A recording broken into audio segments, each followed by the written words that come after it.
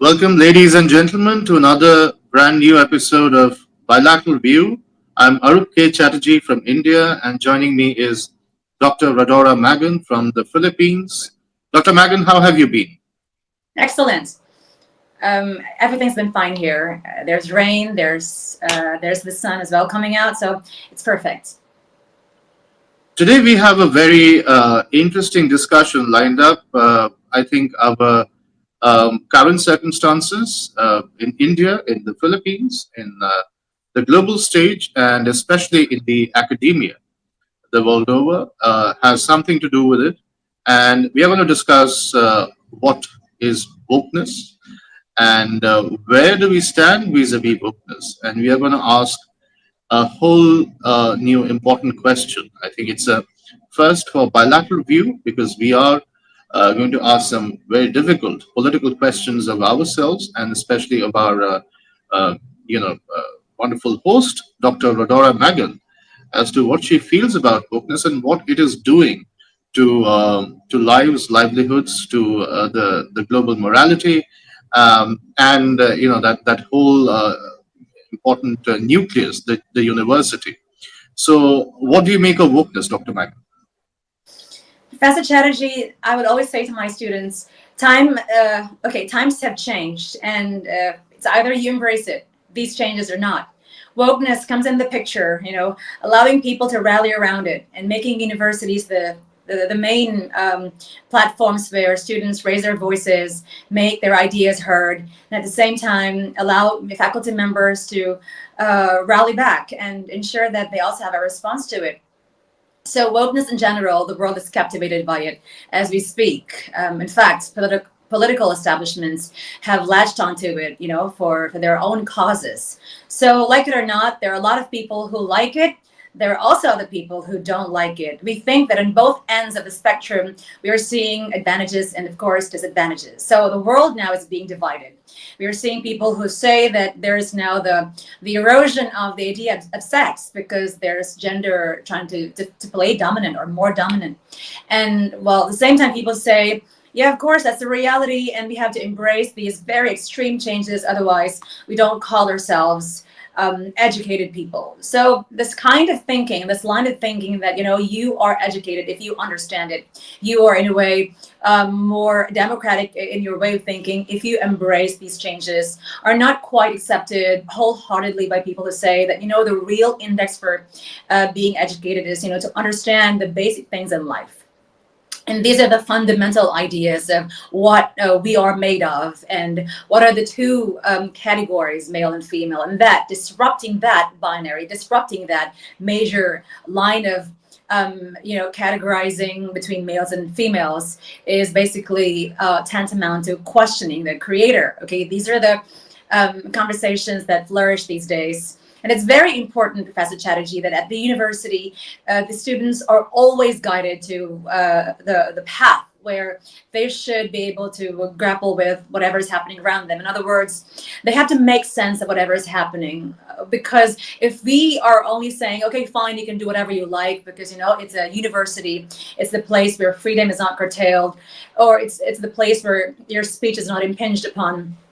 I mean, there's the collapse of the support system that should have come from the faculty members. I could recall Peterson trying to give us an idea of what his life was when he was in the University of Toronto, when he said that, when ethics committees started to get into research organizations, he believed that it was the start of this whole dismantling of systems where there's now the ambiguity of things around every individual, and that there's more of an assertion of what one intrinsically wants, even if that idea of what she wants for herself is very much against the collective idea of the society. And by collectivism, I would cite the US as an example, where initially it was founded, or the forefathers latched onto a very solid idea, say from the Bible, to create the Constitution.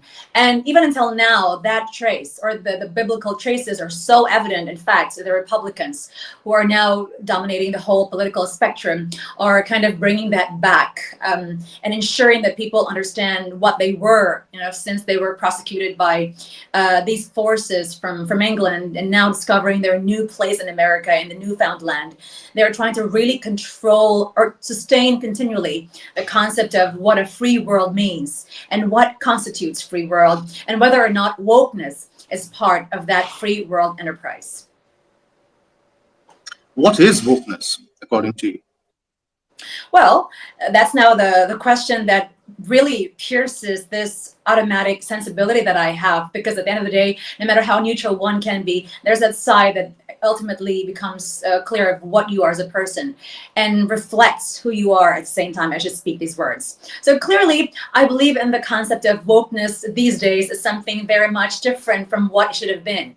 So there's the idea of being awake, being enlightened. Well, talking about enlightenment, I can figure one instance in history where John Milton and his friends were basically, fighting for this sort of mode of enlightenment, which was very much hampered as or towards the end of the period, because Renaissance men or Renaissance followers would really not like to be having this form of enlightenment that John Milton and his friends were actually wanting to promote. So my idea of wokeness is kind of very similar to what John Milton is saying, basically reflected in Paradise Lost, Paradise Regained, that, there's this spiritual vitality at the end of the day, that it should be rooted in the source of light, because it's very impossible to keep on saying that, being woke is being able to realize something higher than what we are at the moment, if one doesn't even recognize the source of that power from above. So again, latching on to John Milton and friends during the Enlightenment era, which was actually continued for a couple of years, or for more than decades, because essentially there was beauty in it. In fact, it restored people to their way of thinking, that they have to focus on the more important, sublime things in life. Well, that can be clearly justified when Renaissance came, when people were sort of giving in themselves to hedonism, pleasure, theaters were open, and there's the flowering of culture, the appreciation of beauty, individualistic stances were glorified, so that the ugly is being appreciated, the grotesque is being glorified, and that there's no way for anyone to say during the Renaissance, for example, hey, you're ugly, based on whose standards? Who is saying such? I mean, you can say that. It's a huge crime, even in the Renaissance era standard. So it's wokeness, as 21st century views it, is actually not new. It started off with, of course, towards the end of medievalism, when they were picturing themselves as being corrupted by the church. That was another sign of wokeness there, when they realized, boy, the church had been very much playing with us, and that there could be much to be done if we go against this. That's a level of wokeness that led them to the Enlightenment era. And during the Enlightenment era, people were discontented and said, again, we're not probably, okay, we can't be happy with this kind of enlightenment that Milton is proposing, because it's too narrow, it's too strict, and it's not giving us the leeway to, give in to our own pleasures, because, of course, the flesh and the spirit would always be quarreling with each other. They cannot be together. So that towards the Enlightenment era, there's another level of wokeness there. These people who favor, again, the side of view, which is more of the empowerment of the individual.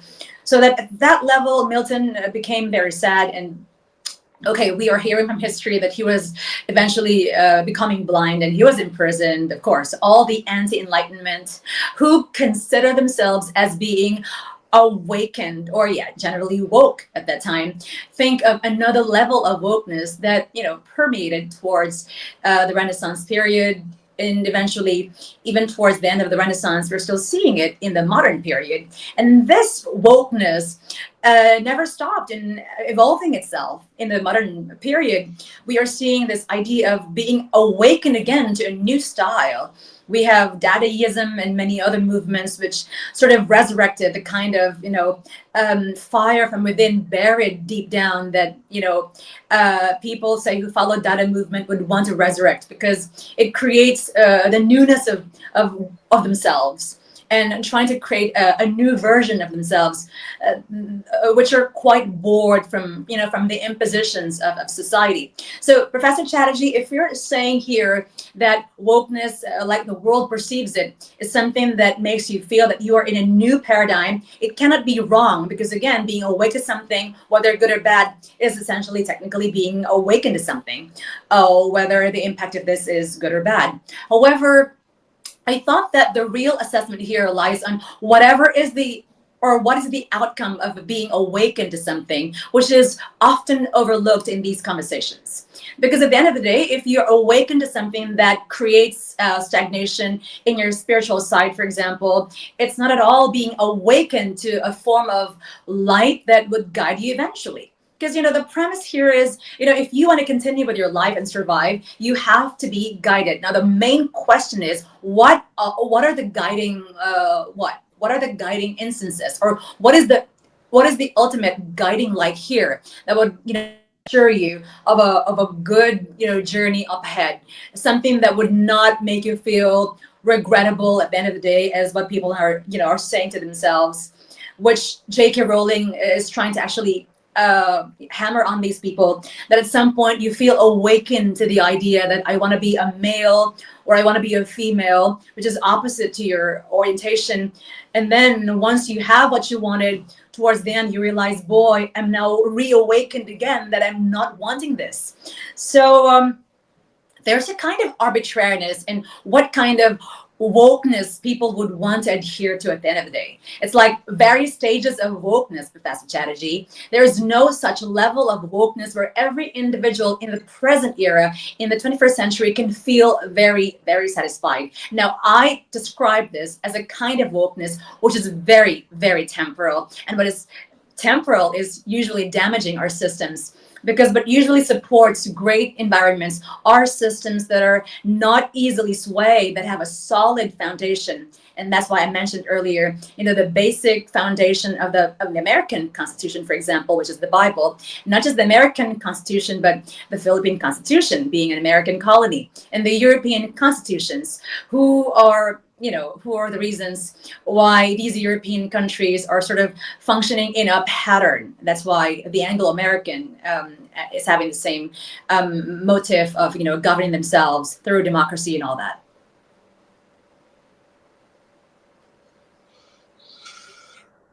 How would you characterize wokeness as it plays out in the universities today? Sorry, university?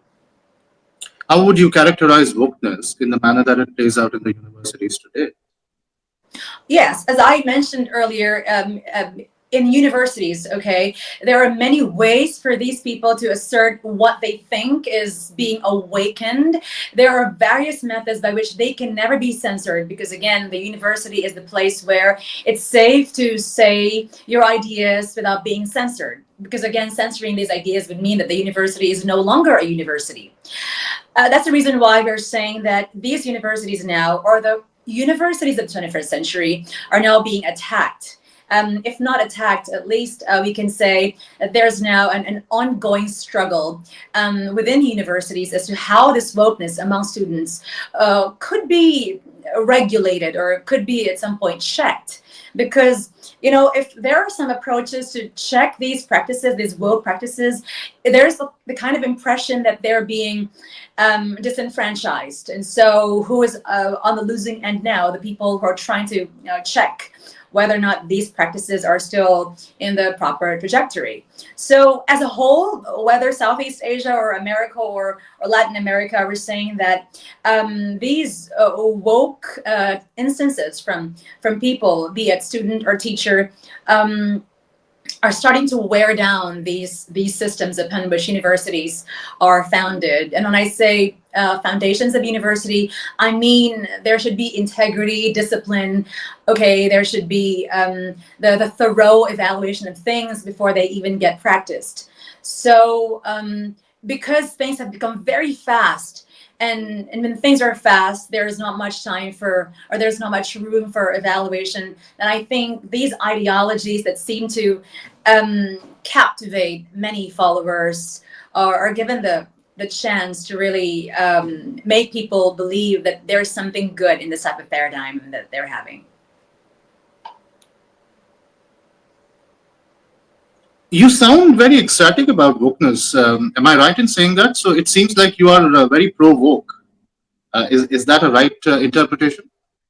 Well, you are right in saying I'm pro woke in the woke definition, where everything leads to a sort of wonderful sustenance of your spiritual life.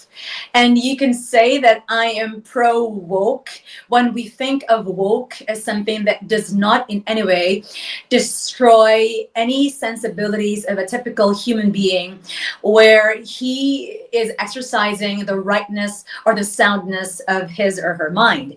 And very much importantly, I'm saying your observation is a good way to catapult the idea that that should have been the idea. We have to be pro woke.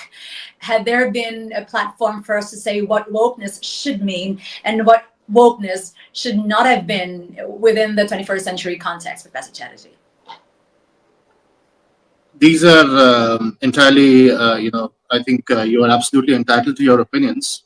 I have to clarify that I do not understand your opinions at all. But I think you are absolutely entitled to express them.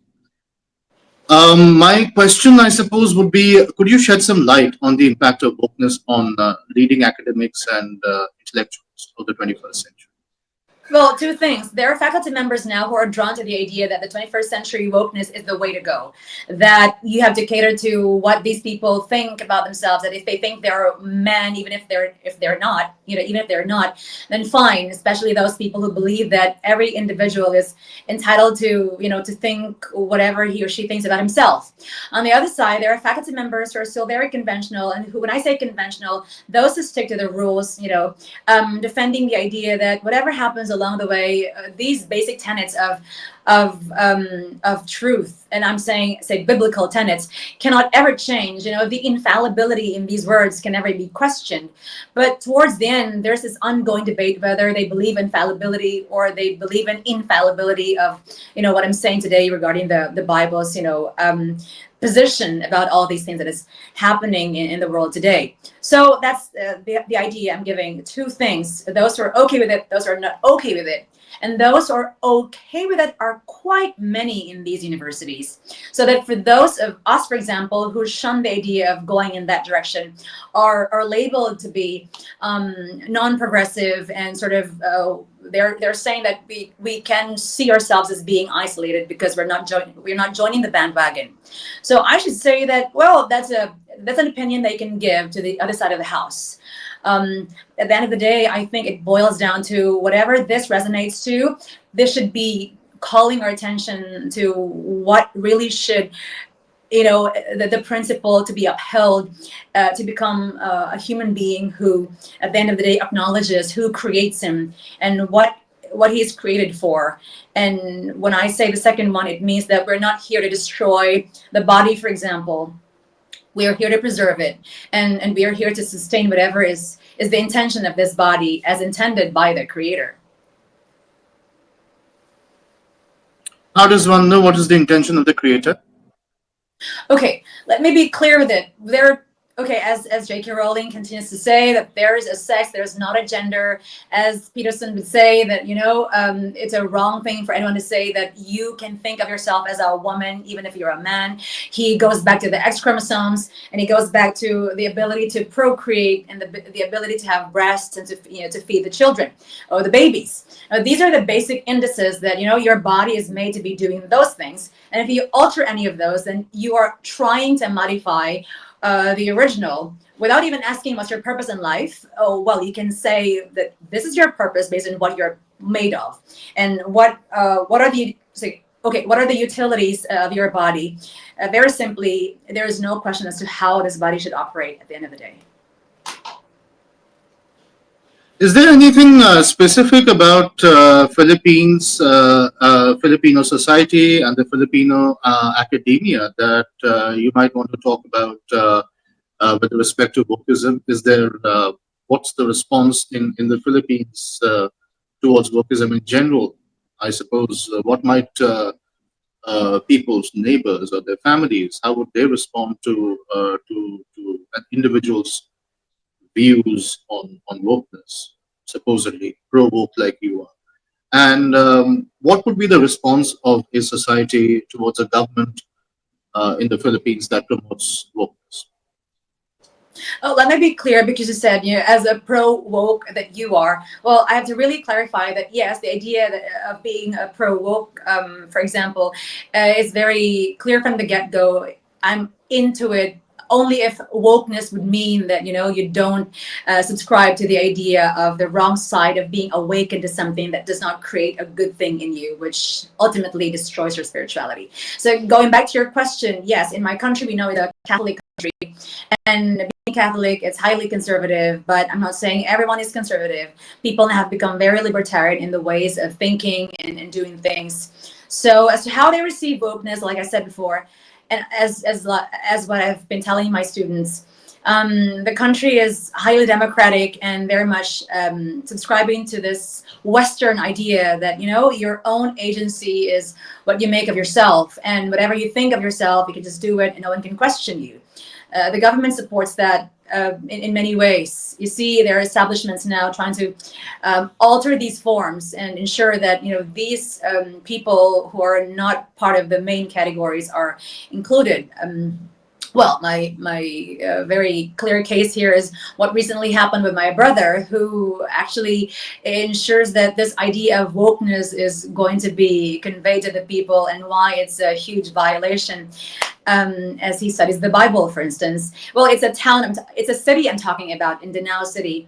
And he tried to post something, and everybody sort of never liked what he posted because he was just basically quoting the Bible and ensuring that he never misses out on these big verses from the Bible, that parading on stage, showing the parts of the man which are being toyed with for the sake of wokeness.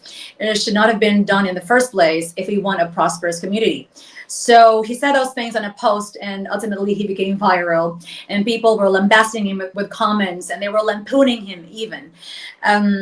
It lasted for more or less 3 weeks, but then eventually everything went silent. I thought that some of them, even I observed that some of them were withdrawing their comments and recanting their comments. I never knew what happened as they were thinking about those comments, but eventually they were withdrawing them. But it doesn't remove the idea that the idea of an individual trying to attack wokeness will always have to receive backlash from people who would otherwise never liked to be questioned about what their decisions in life are. So that's a critical example. And if I if I continue discussing on this, it would be amplifying on the idea that Danao City, being a very small city, is not far from the influence of wokeness, which is so Western. So it only goes to show that in the archipelago we are seeing here people who subscribe to the idea of wokeness, no matter how far you are from the city, because of course we have social media, and it's so strong an influence to these people who would surely want a certain statement for them that they are this and that they want to be respected as this, as a woke individual. What I understood from your expression and your exemplification of the personal experience that somebody in your family has gone through, you're identifying mob fury as wokeness. Is that right? Does wokeness equal mob fury, and mob fury equal wokeness? Is that the equation we are deriving from this? Sorry, you're a bit choppy. Wokeness is equated to. May I have that? Yeah, my question is mob fury equivalent to wokeness, and is wokeness equal to mob fury? Is that the equation that we derive from your expression then? Not really. Well, again, I go back to the idea that this whole narrative of wokeness is basically telling that there's something wrong in the system, and that if you would really want to be labeled as something somebody who's woke, then there should have been the evaluation of what are the core tenets of being woke, or what is the core tenets of wokeness. And if one understands that, then he or she can move further, or can move forward with ease in mind, and with great understanding of how this all should come full circle. But then again, the question here is whether or not people understand its very core. So I thought that it has a different sphere of its own. That's why we're trying to dismantle here that wrong definition or that wrong conceptualization of wokeness. That's why, Erlen, you said to me that I sound pro-woke. Yes, I agreed, simply because I believe that in this definition of wokeness, which is very original and very untainted by the 21st century new operational definition of it, we can still claim that in wokeness there is that sort of enlightenment, which should have been the most important thing to begin with when we talk about what wokeness should have constituted and what it should be doing to the community if handled properly. Finally, my last few questions would be: how do you see, um, you know, modern day politics and the political trends across the world? Where do they stand vis-a-vis wokeness? And what do you think might be the impact of this in a place like the Philippines? And do you have any personal, kind of a prediction in the way the universities are going to move over the next 10 or 15 odd years with respect to wokeness? Oh, first of all, I'd like to say that the American election results sort of surprised everyone because they weren't really expecting for Trump to win. And when Trump won, okay, here's the guy saying we are bringing back the Bible to America, and hence we are saying that wokeness is really out of the picture. Once he said that statement a couple of days ago. So when you talk about wokeness as a kind of weapon for these governments, we can say that in the American context, for example, this is not what's happening because Trump is never using wokeness to, to make sure that everyone becomes included. In fact, we are getting the picture that with MAGA campaign is very patriotic and that he wants to exclusivize America at that. So that is just to give you a picture of what the West is trying to do in the next few years, for example, under Trump's administration. But in Europe, for instance, say in UK, it's more of a different flavor we're having, because that's even the reason why JK is kind of very aggressive enough to contend the woke standards among the communities, because there are laws passed, to help these people navigate their lives in their woke lives. And say in Australia, the landmark case, there's that, this woman or this man who is a transgender, for example, won the case simply because it was never included in an all-female app. So people are sort of shocked when they heard the decision of the judge. So that's the first. That's a first as an instance of wokeness in Australia. And so from America, which is not using wokeness as a weapon, to Australia, which is using wokeness as a weapon, to Europe, many parts of it, which could probably also make use of certain traces of wokeness to further their policies, although not everyone is okay with it. And to the other parts of Europe who may at some point find beauty in wokeness, well, we can say that the governments at the end of the day are on the verge of being tempted to use it to further their causes and to maintain their stance or to keep their positions, because there's that way or compromise with their own standards, which may never work at the end of the day, because there's so many people now trying to really move across these moral borders and ensure that the governments are hearing their voices. And if these governments don't hear their voices, again, there's chaos, there's mayhem, and people in the government don't like this to happen. So I'm thinking there's a sort of a compromise that's going to happen along the way. And this compromise perhaps will be escalated into something that may not be a good sign for societies that are aiming for purity in their religion, because France, for example, is bordering on the massive compromise that we're seeing, say the Muslims coming into their shores. Well, that's another story. But that's just to give you a picture that these governments eventually would lead themselves or their people to a huge compromise, because it's about a country moving forward together, not a country moving individually, because others will be left behind. So it's a sort of enlightenment for all these governments.